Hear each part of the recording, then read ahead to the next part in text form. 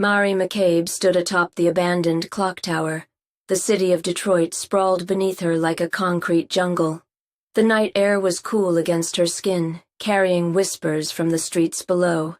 Her amber costume gleamed in the moonlight, the stylized fox emblem on her chest catching the glow of distant streetlights. She didn't need the totem around her neck, hadn't for some time now. The ancient artifact that had once channeled her powers was now merely a symbol, a reminder of her heritage and the bargain struck generations ago between her ancestors and Anansi the spider, the trickster god of African lore. "They're moving the weapons tonight," she murmured to herself, keen eyes tracking the convoy of unmarked trucks making their way through the warehouse district. Just as the informant said, a new arms dealer had established themselves in Detroit, bringing with them a trail of blood and chaos. The police were outmatched, and conventional heroes were preoccupied with grander threats. This was her city, her responsibility. Mari closed her eyes, feeling the connection to the red, the morphogenetic field that connected all animal life on Earth. But now, that connection had evolved. No longer did she simply borrow traits from the animal kingdom. She could call forth their spirits, manifestations of primal power that Anansi himself had taught her to summon. "Guide my path," she whispered, not to the totem, but to the god who had chosen her as his champion. She leapt from the clock tower, plummeting toward the ground. Before impact, she reached into the red and called forth her first animal. A magnificent bald eagle materialized beside her, its feathers gleaming with rich browns and whites, its golden eyes sharp and alert. The eagle's essence merged with her own, and together they soared above the streets, the massive bird carrying her effortlessly as they followed the convoy. The trucks came to a stop outside a seemingly abandoned warehouse. Men with assault rifles took positions around the perimeter. Mari landed silently on a neighboring roof, dismissing the eagle's spirit with a thought. "Time to even the odds," she whispered. One of the guards patrolling the rooftop heard a soft growl behind him. He turned, rifle raised, only to find himself face to face with a powerful jaguar, its spotted coat gleaming in the moonlight, muscles rippling beneath its fur. Before he could shout a warning, the animal pounced, its weight very real as it struck him and rendered him unconscious with a precise blow. Mari moved across the rooftop, the jaguar keeping pace beside her, its paws silent despite its substantial form. Together, they disposed of the remaining rooftop sentries. As the last guard fell, she felt the familiar tingle at the base of her skull, danger approaching. "They've seen us," she said to the jaguar, which bared its very real, very dangerous teeth in response. Gunfire erupted from below, bullets pinging off the metalwork around her.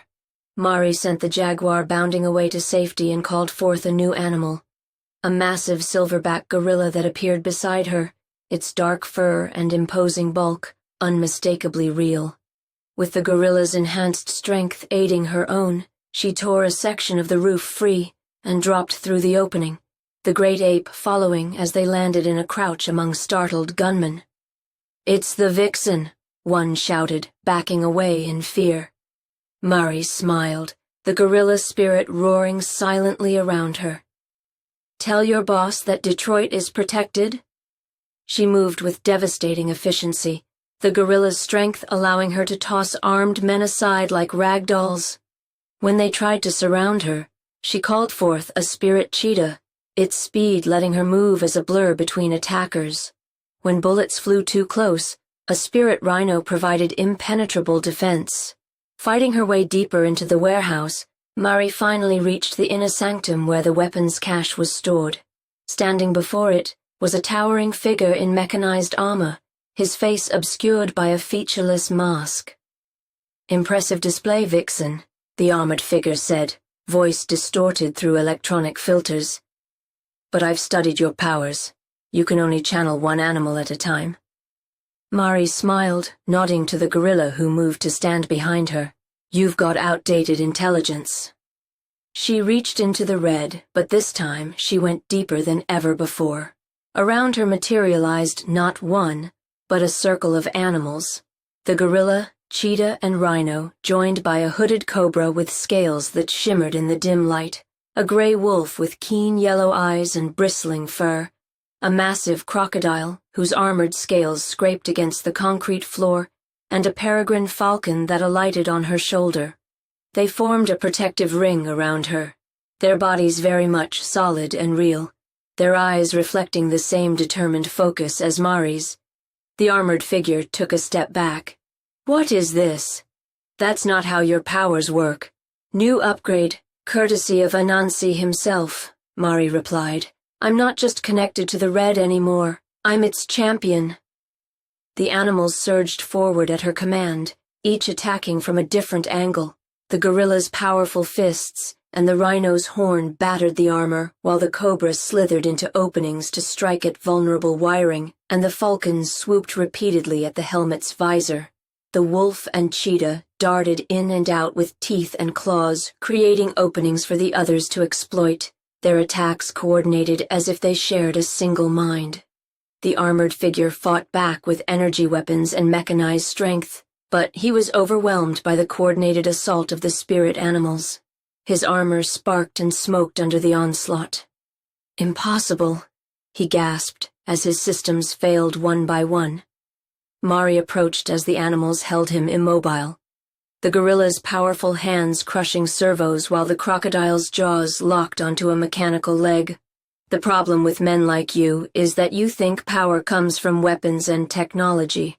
True power comes from connection, to nature, to heritage, to something greater than yourself."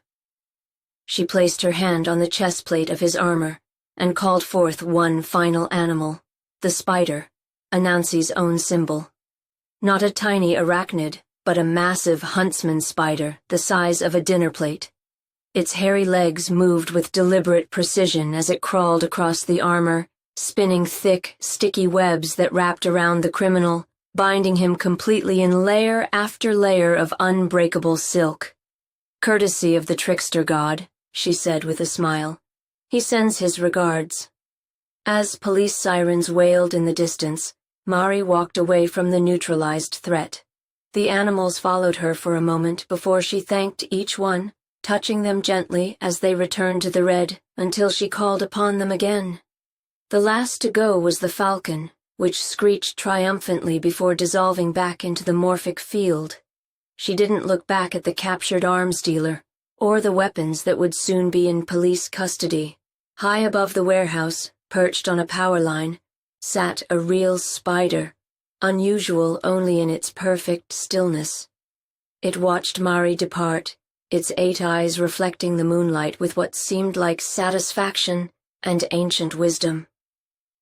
In the web between worlds, Anansi himself smiled. His champion was learning well. "The stories they'll tell of you, little fox," the trickster god whispered into the night. "The stories they'll tell."